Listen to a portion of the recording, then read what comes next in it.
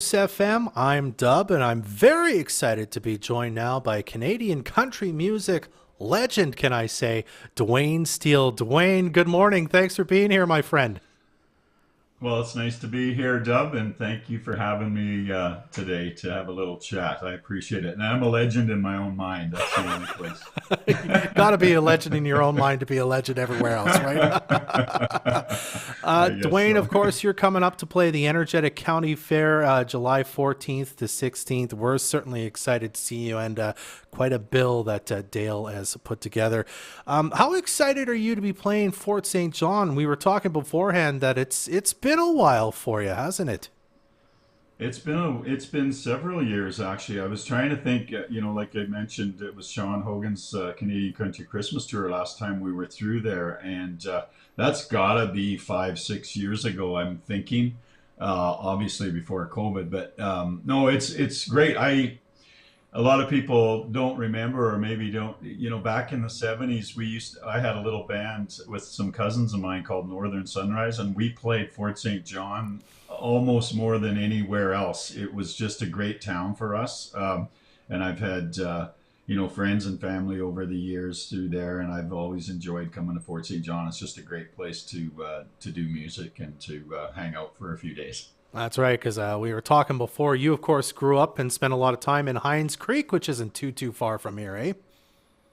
Yeah, that's right.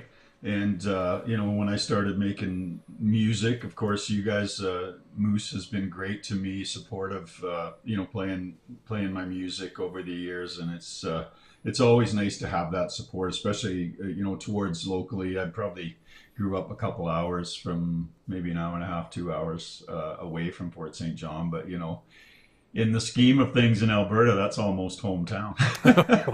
I was going to say that's pretty local for around here. Yeah, Grand yeah, Prairie's that's pretty pretty local local. for us. so Absolutely. Yeah, yeah. we got to talk about the elephant in the room, of course, the past 2 years. I mean, how have things been for you? Of course, you've lived on the road basically your whole life. To have that kind of slow down and probably even stop for some time, did you find it really hard to deal with, or were you able to turn that into maybe something creative and something positive with all the spare time you then found yourself having?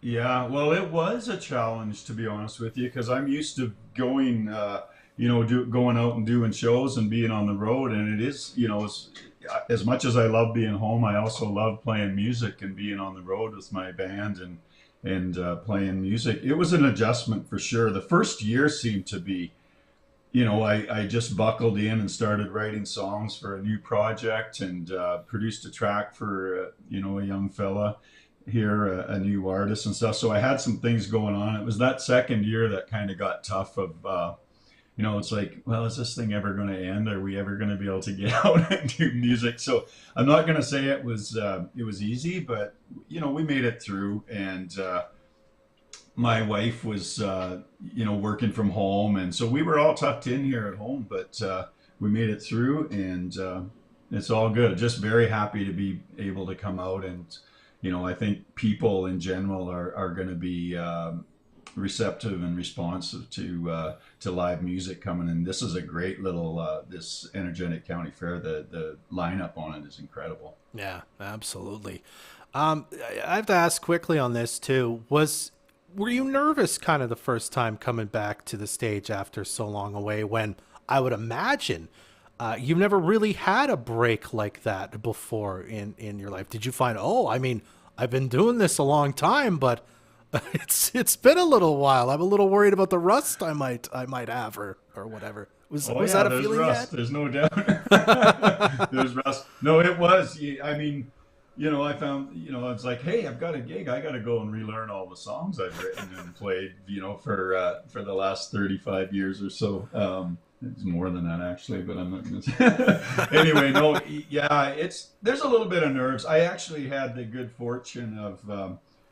Since I guess it was January 10th to April 3rd, I was doing a show, not my music, but I was doing a musical show up in Edmonton at the Mayfield Dinner Theater there called Nashville Outlaws, and we had a great run with that. I was doing Waylon Jennings music and being a part of this theater production, and Yeah, it was a little unnerving. I mean, that was a realm that I'm not used to in the first place, and then to be singing and playing, on top of it. But we made it through. Everybody loved the show, and it was great. It was a great way to get back into Duane Steele stuff. Being in front of a crowd every night and performing that way. So we're looking forward to bringing my music up there to Fort St. John in July. Awesome. You've probably played every kind of venue imaginable in your career, little bars, little rooms, giant festivals. What do you think's kind of the advantage of a festival? What's different about it that maybe you really like as opposed to maybe playing a bar or kind of something inside? Yeah, well, small rooms are nice, the intimate thing of that. But if there's just a festival, the festive part of a festival is what I like. People are on another level of energy. It seems like, especially you get some nice days and everything's flowing and the music's going and stuff. There's an energy that comes with playing outdoors in a festival like that you can't really find anywhere else. And bands and entertainers feed off that as well. So to me, that's where the festival thing, really shines and being a performer. Absolutely. And then kind of the final question for you, Dwayne. You've talked about the lineup and it's a very strong lineup for this festival. Is there anyone on there you haven't played with yet? And are you looking forward to meeting someone like Kim Mitchell if you haven't before? Yeah, no, absolutely.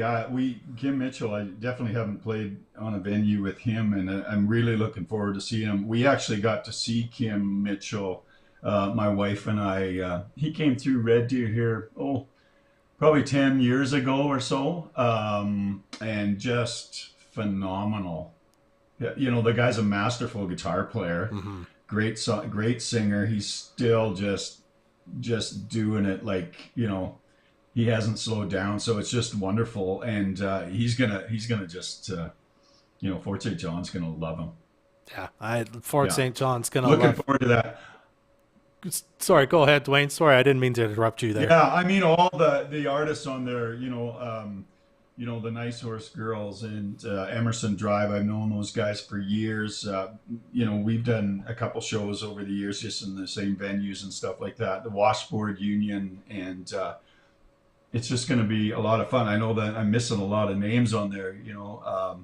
Kyle McCurney, actually, I know he's from, or his parents are up from that area and stuff. So I'm really looking forward to meeting him. He's a young guy that's doing great things on the scene now, and there's a lot of young people that are making great music and doing it up. So it's exciting on both ends. You got the young people coming up that are doing great things, and you got some of your veterans on this bill that are just you know like Kim Mitchell. The hits are just going to be flying that night. Yeah, it's going to be an awesome festival. And Dwayne, we're all looking forward to seeing you play. And I really appreciate you taking a few minutes to chat with us this morning. Thanks, man. Well, I appreciate the invite, Dub, and you guys have a great time, and I look forward to seeing you in July.